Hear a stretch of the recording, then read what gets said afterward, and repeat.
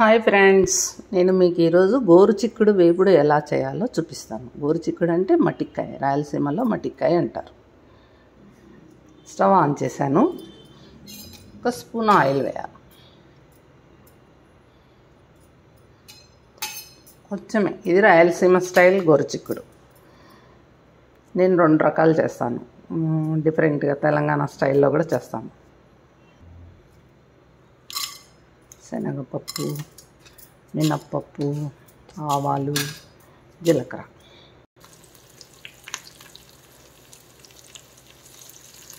కొంచెం half onion, ఒక ఎండుమిరపకాయ, కొంచెం కరివేపాకు, పసుపు ఇవన్నీ వేసి వేయించాలి.